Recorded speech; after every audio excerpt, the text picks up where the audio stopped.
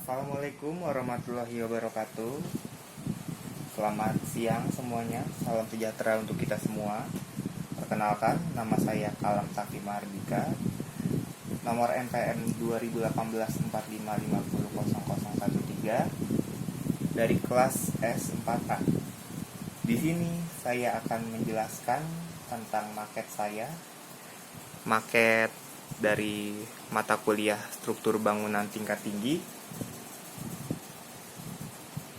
Di sini saya mendapatkan sistem struktur, core, dan bearing wall dengan bentukan denah persegi 6 sesuai dengan ketentuan yang saya dapatkan.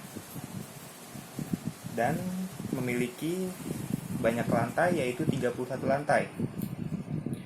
Luas bangunannya adalah 1039 meter persegi dan luas lahannya 5000 meter persegi. Pertama-tama, saya akan menjelaskan pengertian bearing wall. Bearing wall adalah dinding pemikul bidang tekan menerus pada satu arah yang mendistribusikan beban-beban vertikal atau gaya gravitasi yang tersebar secara bertahap menuju dasar bangunan.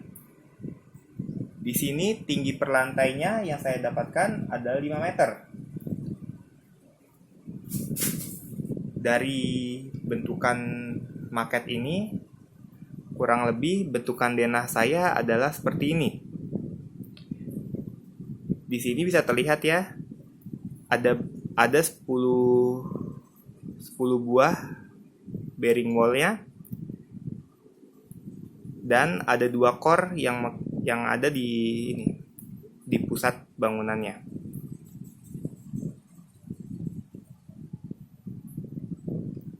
Di sini, seperti yang kita tahu, bearing wall itu menyalurkan beban dari atas hingga bawah bangunan. Tentunya hal itu mempengaruhi bentuk dari bearing wall itu sendiri. Bisa memilih bearing wall itu sendiri pada bagian atas akan lebih tipis dari bagian bawahnya yang akan lebih tebal. Begitu juga dengan dimensi core dan juga tebal core. Pada bagian atas core itu akan memiliki tebal yang lebih tipis, dan semakin ke bawah, di lantai bawah, dimensi core itu akan semakin tebal.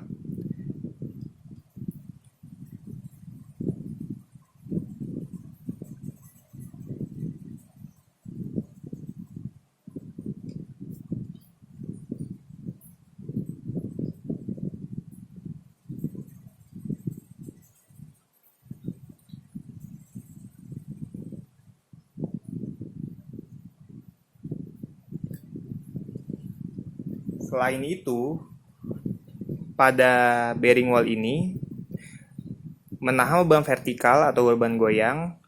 Seperti yang kita tahu, dia akan menahan beban angin dari gaya vertikal dan juga beban tekan ya tentunya, dan menyalurkannya hingga ke pondasi. Tetapi jika bearing wall tidak disertai dengan core yang ada di tengahnya ini, maka dia tidak akan stabil atau gampang berputar. Terpuntir lah tuh dia. Nah, disinilah fungsi core.